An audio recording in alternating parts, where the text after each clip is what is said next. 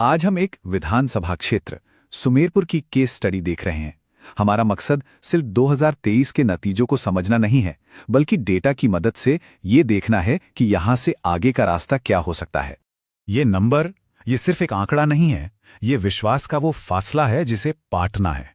ये एक चुनौती है और हमारे विश्लेषण की शुरुआत भी यहीं से होती है। तो 2023 में तस्वीर बिल्कुल साफ थी। सत्ताधारी दल को एक बहुत ही निर्णायक बढ़त मिली। आप देखिए, दोनों पार्टियों के बीच वोट शेयर का फासला करीब करीब 14% का था, और ये एक बहुत बड़ी खाई है। तो हमारी आज की चर्चा का रोडमैप कुछ इस तरह है।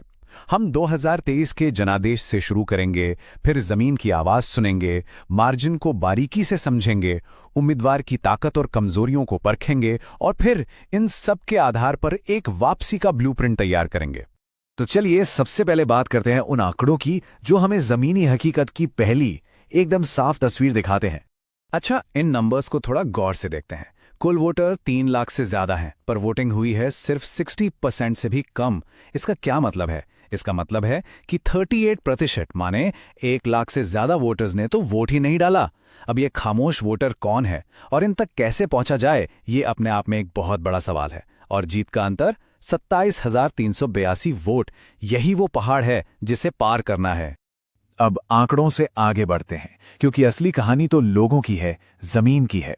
चलिए इस इलाके के इतिहास को, यहाँ के समाज को और उन मुद्दों को समझते हैं जो लोगों के दिलों को छूते हैं। सुमेरपुर का चुनावी इतिहास देखें तो एक पैटर्न साफ दिखता है। 2013 से पहले यहां मुकाबला काफी कड़ा रहता था, कभी ये पार्टी कभी वो पार्टी। लेकिन पिछले 3 चुनावों से बीजेपी ने अपनी पकड़ लगातार मजबूत की है। और एक और दिलचस्प बात, वोटिंग परसेंट करीब करीब 61% पर ही अटका हुआ है, लेकिन नतीजे एक ही तरफ झुकते जा रहे हैं। अब यहां की सामाजिक बनावट में एक बहुत अहम बात छिपी है। ये सीट अनुसूचित जाति के लिए रिजर्व है, जहां एससी आबादी करीब 17% है। लेकिन हाल के चुनावों में जो निर्णायक फैक्टर रहा है वो है ओबीसी और सामान्य वोटों का एक साथ आना, जो कि कुल आबादी का 3/4 से भी ज्यादा है। तो ये सब तो हुई सोशल इंजीनियरिंग की बात, लेकिन वोटर सिर्फ एक नंबर या एक जाति तो नहीं है। तो फिर आखिर वो कौन से मुद्दे हैं जो उनके फैसले पर सबसे ज्यादा असर डालते हैं? बस एक शब्द, पानी। सुमेरपुर में राजनीति हो या रोजमर्रा की जिंदगी, सब कुछ इसी के इर्द गिर्द घूमता है। ये सिर्फ एक मुद्दा नहीं, ये जीने मरने का सवाल है, खेती का सवाल है, और यही वो मुद्दा है जो किसी भी चुनाव का रुख मोड़ सकता है। ये हीट मैप देखिए, जमीनी हकीकत और भी साफ हो जाती है।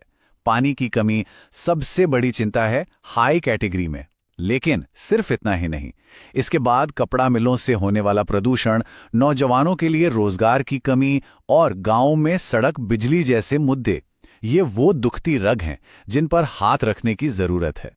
तो अब जब हमें जमीन की हकीकत और लोगों के मुद्दे पता हैं, तो चलिए एक रणनीतिक लेंस से देखते हैं कि चैलेंजर की स्थिति क्या है, ताकत कहां है और कहां काम करने की गुंजाइश है। हमारा पहला पैमाना है चुनावी ताकत। एक एससी नेता होने के नाते उम्मीदवार का अपने समाज से एक स्वाभाविक जुड़ाव तो है, लेकिन सामने बीजेपी का मजबूत संगठनात्मक बेस है और पिछले चुनाव का 14 पॉइंट का बड़ा अंतर भी, इसलिए इस ताकत को भी मध्यम ही कहेंगे। दूसरा पैमाना संगठन, और यहां एक बहुत बड़ा फासला है। सत्ताधारी पार्टी की मशीनरी हर बूथ तक सक्रिय है, जबकि कांग्रेस को अपने बूथ लेवल नेटवर्क में नई जान फूंकने की सख्त जरूरत है, इसलिए रेटिंग अभी कम है। तीसरा और शायद सबसे अहम पहलू है नैरेटिव, यानी कहानी। फिलहाल यहां एक तरह का वैक्यूम है। पानी, प्रदूषण और रोजगार जैसे असली मुद्दों पर एक दमदार स्थानीय कहानी बनाने का एक बहुत बड़ा मौका मौजूद है। और चौथा पैमाना संसाधन। यहां भी असंतुलन साफ दिखता है। चैलेंजर के सामने फाइनेंस की चुनौतियां हैं, इसलिए अभियान को कार्यकर्ताओं की ऊर्जा और संदेश की धार पर ही ज्यादा निर्भर रहना होगा। और यहीं इस तरह का विश्लेषण सिर्फ नंबरों का खेल नहीं रह जाता, यह हमारे संवैधानिक मूल्यों से जुड़ता है। हर वोटर की गरिमा का सम्मान हो, उनकी बात को जिम्मेदारी से सुना जाए और एक स्वस्थ पब्लिक डिबेट हो, यही तो लोकतंत्र की असली बुनियाद है। चलिए अब अपना ध्यान खास तौर पर उम्मीदवार हरिशंकर जी पर केंद्रित करते हैं। देखते हैं कि इस क्षेत्र की जरूरतों के हिसाब से उनकी प्रोफाइल कैसी है। तो एक तरफ उनकी ताकत है, उनका गहरा जमीनी जुड़ाव, लोगों से सीधा कनेक्ट। तो दूसरी तरफ कुछ चुनौतियां भी हैं, जैसे राज्य स्तर की राजनीति का कम अनुभव और सोशल मीडिया पर एक कमजोर मौजूदगी। इन पर काम करने की जरूरत है। तो विश्लेषण तो हो गया, अब सवाल यह है कि आगे का रास्ता क्या है। यहां से समाधान की बात शुरू होती है, एक ऐसी योजना जो अगले 90 दिनों में इस चुनावी फासले को कम कर सकती है। ये सिर्फ एक टाइमलाइन नहीं, ये एक मिशन है जिसे 4 फेज में बांटा गया है। पहले 30 दिन सिर्फ प्लानिंग और डेटा पर काम, अगले 30 दिन लोगों से सीधी मुलाकात और जल जागरूकता जैसे अभियान, उसके बाद घर घर जाकर संदेश को पहुंचाना, और आखिर के दिनों में उस मोमेंटम को वोटिंग के दिन तक बनाए रखना। और हां, आज के जमाने में जमीन की लड़ाई डिजिटल के बिना अधूरी है। इसका मतलब है सही लोगों तक पहुंचने के लिए व्हाट्सएप ग्रुप बनाना, स्थानीय मुद्दों पर छोटे छोटे असरदार वीडियो बनाना, और सबसे जरूरी, किसी भी तरह की गलत सूचना का जवाब तुरंत और तथ्यों के साथ देना। और आखिर में इस सारी बातचीत को सिर्फ चुनाव जीतने से ऊपर ले जाना होगा, क्योंकि असली मकसद सिर्फ चुनाव जीतना नहीं है। असली मकसद है गवर्नेंस के जरिए लोगों का विश्वास जीतना। और ये जो विश्वास है ना, ये बहुत नाजुक होता है। इसे बनाने के लिए जरूरी है कि किसी भी डेटा आधारित आउटरीच में लोगों की प्राइवेसी और उनकी सहमति का पूरा सम्मान हो। भारत के डेटा प्रोटेक्शन फ्रेमवर्क का भी यही सार है। रिश्ता विश्वास पर बनता है, धोखे पर नहीं। ये बात इस पूरी कवायद के असली मकसद को बयान करती है। हमारा काम सिर्फ इनसाइट्स को वोटों में बदलना नहीं, बल्कि उन वोटों से मिले जनादेश को लोगों की असली समस्याओं के समाधान में बदलना है। पानी, प्रदूषण, रोजगार। राजनीति एक जरिया है, मंजिल लोगों की जिंदगी को बेहतर बनाना है। और हम आपको इसी सवाल के साथ छोड़े जा रहे हैं।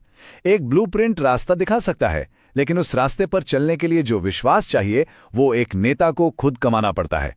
क्योंकि रणनीति और नेतृत्व के बीच का रिश्ता भरोसे की इसी डोर से बंधा होता है। If you want to become a people-centric leader and uplift our constituency, get in touch with blueprintstrategies.ai at mgr@blueprintstrategies.ai or call 080-4204-1602.